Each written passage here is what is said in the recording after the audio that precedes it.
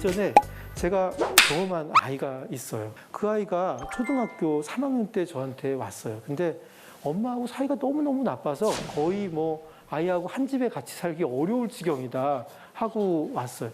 근데 학교 공부가 안 돼요, 아이가. 제가 검사를 해봤어요. 검사를 해봤더니 안타깝게도 지능이 좀 낮은 편이었어요. 학력 수준을 조사했더니 초등학교 2학년 정도를 이해할 수 있겠더라고요. 아이는 3학년인데. 그래서 엄마가 얘가 공부가 잘 안 되니까 하루에 4시간, 5시간을 가르친 거예요. 그래서 제가 엄마한테 어머님, 지금 사이가 너무 나빠지는데 관계가 중요한데 일단 공부고 뭐고 다 그만둬라. 당분간은 얘가 엄마하고 사이 좋아질 때까지는 그냥 지켜보자 하고 지켜보자고 했어요. 엄마가 그래도 그 말을 듣고 그냥 놔둬봤어요. 한 2달 정도 지났을 때 내가 애한테 물어봤어요. 뭐 애가 엄마하고도 좀 가까워지고 얼굴도 밝아졌어요. 그래서 공부가 어렵지 않으면 할 생각이 있냐 그랬더니 어렵지 않으면 할 생각이 있죠 그러더라고. 30분은 좀 즐겁게 할 수 있겠어? 그랬더니 자기 30분은 즐겁게 할 수 있대요. 그러면 너 엄마가 화 안 낸다고 여기 각서 쓰고 각서 쓰고 화 안 내고 2학년 걸 가지고 30분씩 공부하자고 그랬어요. 옛날에는 5시간을 그냥 애를 붙들고 있었는데 지금은 미리 30분 준비해서 30분 가르친 거예요. 근데 이제 애가 좀 지나니까 엄마한테 이런 거를 물어보게 됐어요. 엄마, 나 이거 공부해봐야 학교 가면 어차피 수업 잘 이해 못해. 친구들은 4학년 거 5학년 거 하는 애들도 있대는데 이거 해가지고 뭐해? 이런 말을 애가 물어본 거예요. 사실은 애가 그 질문을 할 줄 제가 알고 엄마한테 얘가 이런 질문을 하면 애 눈을 똑바로 보면서 이렇게 말하라고 그랬어요. 너 엄마랑 공부 재밌게 하고 있어? 안 하고 있어? 근데 애가 재밌게 하고 있지. 너 엄마랑 약속한 30분 잘 하고 있어? 안 하고 있어? 하고 있지. 엄마는 그러면 널 훌륭한 사람이라고 생각해. 엄마는 너가 훌륭한 사람이야. 응? 그리고 자기 앞에 주어진 일을 열심히 하는 사람은 나중에도 네가 어른 되면 네 앞에 주어진 일 열심히 하고 살 거야. 그러면 넌 잘 살 거야. 엄마는 그걸 반드시 믿고 있어. 이렇게 말을 하라고 제가 써줬거든요. 그리고 아이가 30분이 조금씩 늘어서 1시간, 2시간도 엄마랑 공부를 하고 재작년에 그 아이가 대학을 갔습니다. 응? 사실 그 아이 지능이면 그러기가 쉽지 않았을 수도 있는데 꾸준히 엄마랑 같이 발전을 했고 지금도 긍정적으로 밝게 발전하면서 살고 있는 것 같아요. 어찌 보면 엄마도 답답할 거예요. 딴 애들은 3학년 거 공부하고 아니 4, 5학년 거 공부하는데 이 2학년 거 이런 거 해서 될까 하는 생각이 들죠. 하지만 우리의 현실이 그거라면 내가 지금 내 아이를 있는 그대로 인정하고 있는 그대로의 아이 모습을 인정하고 거기서 출발해서 발전을 시켜야 될 거 아닙니까? 있는 그대로를 인정해야지 거기서부터 발전할 수 있습니다. 그런 예들이 참 많습니다. 그 아이는 지적 장애를 가진 친구였어요. 제 방에 왔는데 선생님이 약물 치료라도 해서 좀 학교에서 좀 가만히 있게 해주라고 그랬어요.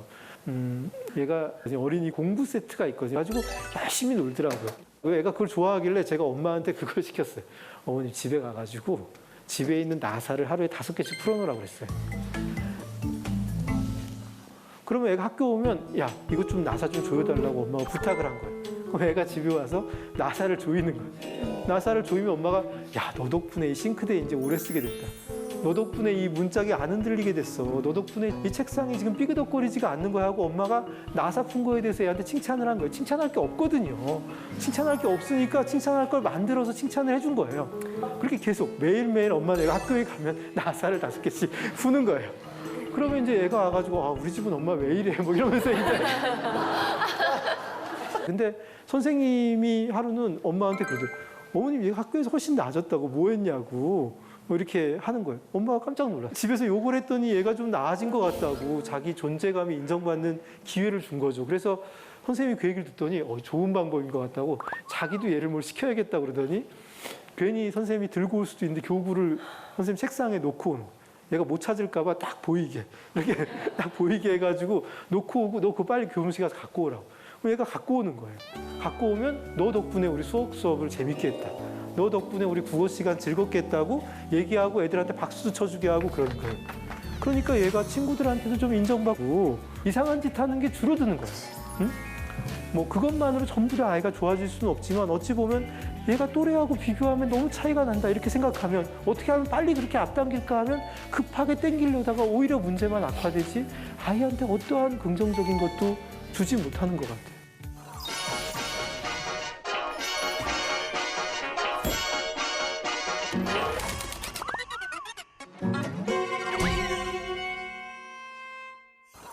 그러면 여기 있는 분 손 한번 들어봐도 좋을 것 같아요. 빨리 난 어른이 되고 싶었다. 손 한번 들어보세요. 나는 어린이로 좀 머물고 싶었다. 손 한번 들어보세요. 어른 되고 싶었던 분이 비율이 한 8? 어린 시절로 머물고 싶은 분이 이 정도 비율이잖아요. 근데 제가 100명한테 물어봤어요. 초등학교 4학년 아이들. 100명한테 물어봤더니 놀랍게도 한번 여기 있는 분 손 한번 들어봐도 좋을 것 같아요. 빨리 난 어른이 되고 싶었다. 손 한번 들어보세요. 나는 어린이로 좀 머물고 싶었다. 손 한번 들어보세요. 어른 되고 싶었던 분이 비율이 한 8? 어린 시절로 머물고 싶은 분이 이 정도 비율이잖아요. 근데 제가 100명한테 물어봤어요. 초등학교 4학년 아이들. 100명한테 물어봤더니 놀랍게도 97명이 다 어린이로 있고 싶대. 3명만 어른이 되고 싶다는 거예요. 아우, 저는 나이 먹고 싶지 않다고 차라리 유치원 때로 돌아가고 싶다고 이런 얘기를 하더라고요. 그래서 애한테 물어봤어요. 왜 어른이 되고 싶지 않니? 그랬더니 엄마 아빠 보니까 너무 힘들어 보인대요. 사는 게 힘들어 보인다는 거예요. 재미도 없고. 또 어떤 애가 한 말이 참 걸작이었는데 그 아이가 자기가 5학년 가서 학원도 늘어나고 힘든데 엄마한테 힘들다 그랬더니 엄마 너무 힘들어 했더니 야, 그게 뭐가 힘들어? 너 중학교 가봐. 더 힘들어져. 이렇게 얘기하더래. 그러더니 이제 사촌 누나가 오더니 야, 중학교가 뭐가 힘드냐? 고등학교 가봐라. 진짜 잠도 못 자고 힘들어. 그랬더니 삼촌이 와가지고 야, 대학 입시 아무것도 아니야. 취업 준비해봐. 정말 죽어라고 힘들다. 뭐 이렇게 얘기하는 거예요. 어느 날 아빠는 술 한잔하고 들어오시더니 내가 진짜 죽지 못해 살지. 너희들 키우느라 내가 죽지 못해 살지. 그러는 거예요. 가만 생각해보니까 지금도 힘든데 3년 뒤에는 더 힘들어지고 그 3년 뒤에는 잠도 못 자고 힘들고 그로부터 4년 뒤에는 죽어라고 힘들고 그 다음엔 죽지 못해 사는 거예요. 이게 인생의 길입니다. 그래서 아이들에게 어른들도 사는 모습을 즐기는 모습을 좀 보여줘야 될 것 같아요. 부부간에도 같이 나가서 외식도 하는 거예요. 아이들은 그냥 대충 그냥 패스트푸드 그날은 먹여요. 그냥 아무거나 먹이고 엄마 아빠 둘이서 이게 맛있는 거 먹으러 가는 거죠. 좋은 레스토랑 가가지고 분위기 있는 데서 먹고 사진도 열심히 찍어가지고 오십시오. 그런 다음에 애들이 있는 데서 보는 거예요. 여긴 진짜 소스가 정말 고기가 여기 왜 이렇게 육질이 좋니? 그러면 애가 와서 그럴 거 아니에요. 엄마 아빠만 와서 맛있는 거 다 먹고 나는 안 사주고 그럴 거 아니겠어요? 그러면 그때 한마디 하세요. 그러게 말이야. 근데 여기가 노키즈 존이어서 나중에 어른 되면 데려갈게. 지금은 어린이는 안 되는 데야. 그래서 엄마 아빠 갔다 온 거예요. 이게 아이들한테 해로울까요? 어른들이 삶을 즐기는 모습을 보여주는 게 아이들이 어른 되고 싶은 마음을 만들고 성장하고 싶은 마음이 들어야 아이가 발전하는 것도 더 나아질 수가 있습니다. 많은 분들이 저한테 물어봐요. 아이를 잘 키우는 비결은 뭐냐고. 아이를 잘 키우는 비결이 뭐냐고. 저는 2가지밖에 없다고 합니다.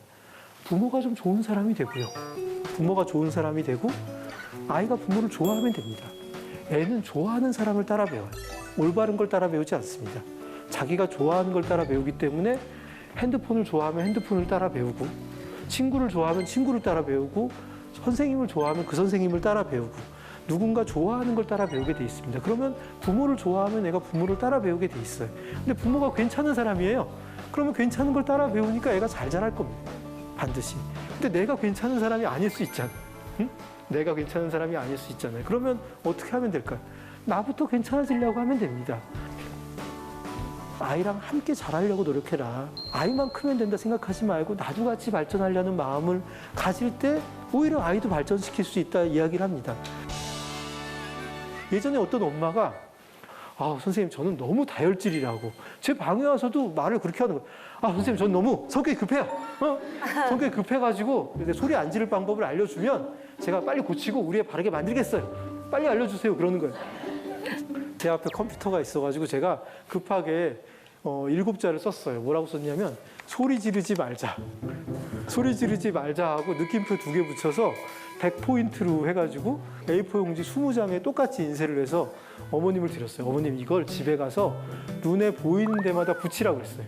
그러면 소리를 안 지르게 될 거다. 그랬더니 어머님이 막 웃으면서 이게 창피하게 어떻게 붙이냐고.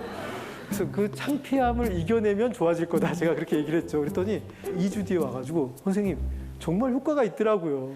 소리 지르려다가도 저기 소리 지르지 말자 써 있는 거 보면 참게 되고, 이렇게 지나가다가도 또 보니까 또 참게 되고, 애가 또 엄마 소리 안 지른다고 뭐 이렇게 하면 또 참게 되고 하니까 소리 지르는 게 줄었다고 얘기를 하더라고요. 근데 더 놀라운 건 그로부터 2주 뒤였어요. 2주 뒤에 왔는데 어머님이 선생님 기적이 일어났대요. 무슨 얘기일까? 기적이 왜 일어났을까? 진짜 소리를 거의 안 지르게 됐다는 거예요. 그래서 어떻게 그렇게 됐냐고 했더니 자기가 소리 지르지 말자 붙이고 이렇게 하니까 큰애가 이게 좋아 보였는지 자기도 갖다 붙이더래요. 자기도 인쇄해서 숙제 제 시간에 하자 막 갖다 붙이더래요.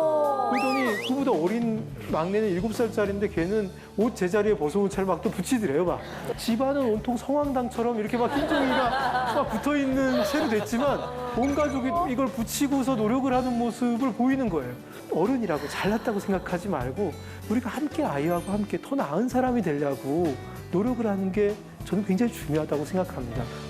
예전에 어떤 아이가 저한테 와가지고 그림을 그렸어요. 그림을 그렸는데 파란색 꽃을 그렸더라고요. 그래서 제가 야, 너 파란색 꽃 그렸네? 그랬어요, 제가.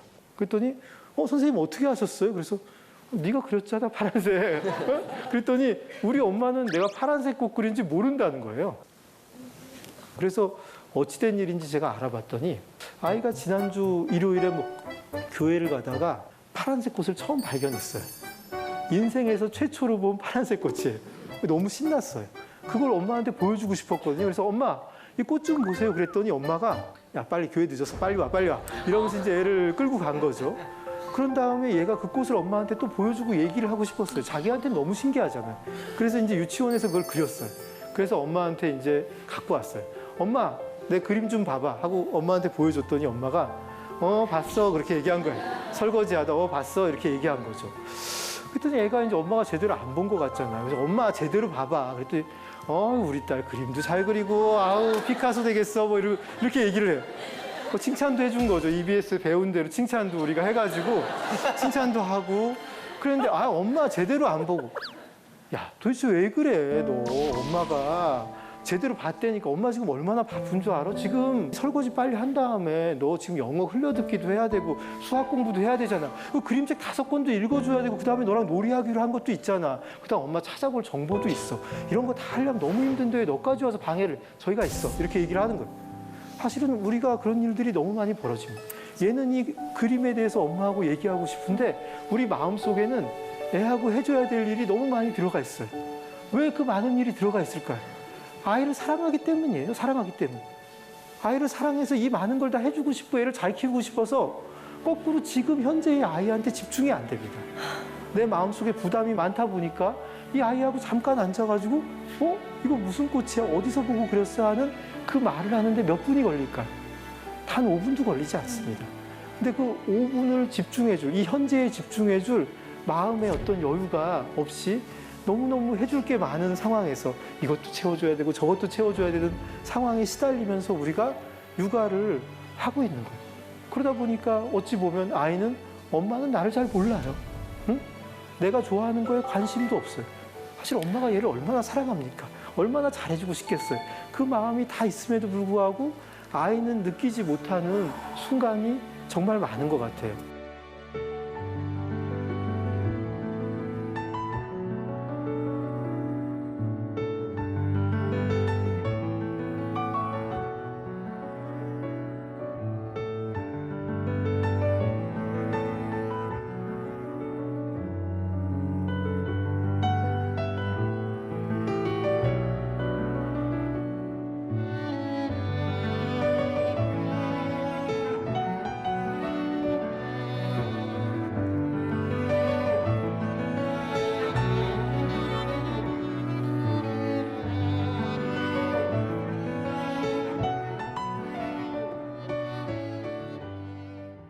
몇 년 전에 제가 봄에 이렇게 아이하고 산책을 하는데 목련이랑 벚꽃이 막 폈더라고요. 응?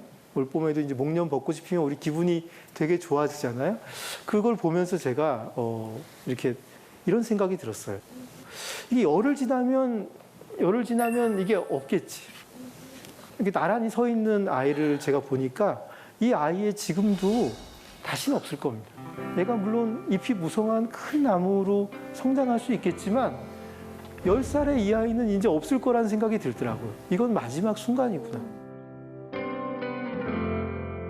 마지막 순간이라는 생각이 들어서 이 봄의 꽃도 아이도 지금 이 순간이 늘 마지막인데 어찌 보면 우리는 지금 이 순간의 아이에 집중하지 않고 먼 미래, 어찌 될지도 모르는 미래만 가지고 부담감 속에서 오늘을 사는 것 같아요. 어떤 부모님은 그래요. 선생님, 현실적인 생각도 하셔야죠. 현실이 뭡니까? 오지 않을 미래가 현실일까요? 응? 내가 겪었던 과거가 현실일까요? 진짜 현실은 뭐냐면 나랑 아이랑 만나는 이 순간, 이 순간에 내가 아이랑 무엇을 할지, 어떻게 보낼지는 내가 결정할 수 있는데 우리는 막연한 미래 때문에 이 현재에 제대로 집중하지 못하는 게 실제 우리 모습인 것 같아요.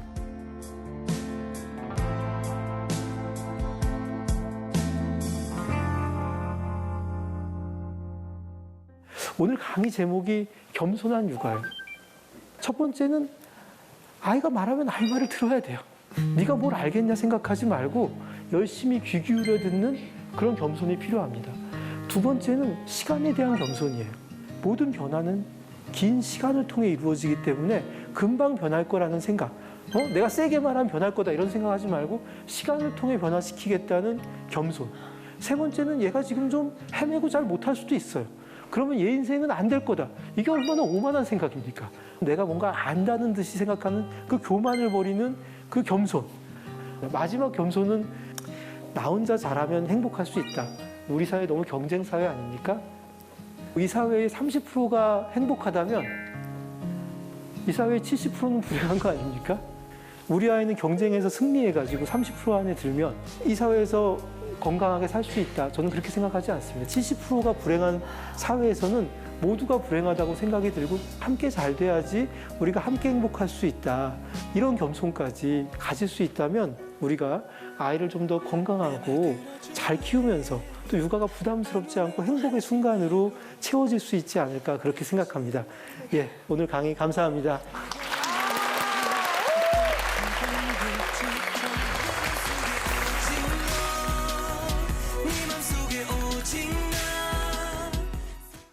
그 다음은 아주 끔찍한 엑스레이입니다.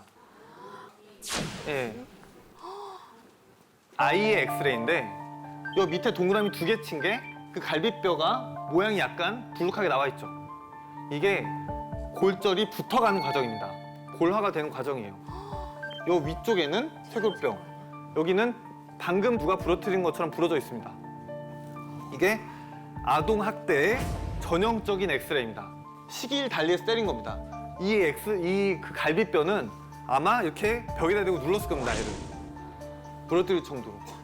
그다음에 이 쇄골은 보통 아이를 떨어뜨렸을 때 많이 생깁니다. 이렇게 떨어뜨렸을 때. 애들은 머리나 쇄골이 다치게 되어 있습니다. 그래서 이 엑스레이는 반복적으로 학대를 가한 엑스레이입니다. 이 CT가 방금 엑스레이보다 더 끔찍합니다. 아주 어린 아이의 머리 CT인데 이게 뇌입니다, 이만큼이. 근데 이 나머지 빈 공간들이 다 외상의 흔적이에요. 그것도 이 뒤통수는 약간 최근이고 여기는 그나마 시간이 좀 됐습니다. 머리를 반복적으로 때렸는데 이 때린 거에서 뇌를 눌렀기 때문에 후유증이 생겨서 뇌 자체가 뭉개져서 지금 발달이 안 되고 있습니다. 이 아이는 절대로 정상적으로 살아남을 수 없습니다. 정상적인 지능을 가질 수가 없어요, 이 아이는. 이런 아이들이 실제로 병원에 오게 됩니다. 아이들이 보통 어린아이들이 우리가 뭐 이렇게 건드리기만 해도 애들 불쾌감을 표시하고 울고 칭얼대죠. 근데 그런 것들을 전혀 반응을 못해요. 그냥 그 자리에 누워 있습니다. 뭘 해도 누워 있어요. 그 뇌에 관을 뚫을 때까지도 그냥 그대로 있습니다. 아이가 거의 죽어가기 직전에 온 겁니다. 그래서 이런 또 가해자들을 부르죠. 이 가해자들은 보통 자기가 잘못했다고 그렇게 생각하지 않아요. 그래서 이렇게 경찰이 부르고 그러면 와요. 그래서 자기가 무슨 잘못을 했냐고 이렇게 얘기를 합니다. 근데 저는 정말 잔인한 장면도 잘 보고 그런데 이 아동학대범의 눈빛 그런 거 보기 정말 힘듭니다. 정말 무서운 눈빛이에요. 또한 그런 죄책감이 없는 그런 서늘한 눈빛입니다. 아동학대 피해 아동의 그 사진을 봤잖아요. 혹시 그런 아이가 왔을 때 그 의사로서 취해야 할 행동 지침 같은 건 있으신가요? 아동학대 피해 아동의 그 사진을 봤잖아요. 혹시 그런 아이가 왔을 때 그 의사로서 취해야 할 행동 지침 같은 건 있으신가요? 우리 폭력도 정말 많고 응급실에 그다음에 각종 사건도 많은데 현재 의사한테 법적으로 무조건 신고해야만 하는, 신고하지 않으면은 의사가 처벌받는 거는 아동학대밖에 없습니다. 그래서 일단 무조건 신고입니다. 그리고 그게 아니어도 방금 그런 CT 같은 거 보면은 도와달라고 하고 싶어요. 이 사람을 엄벌에 처하고 정의가 바로잡도록 도와주십시오. 이렇게 생각이 듭니다. 그래서 신고를 하지 않을 수가 없어요.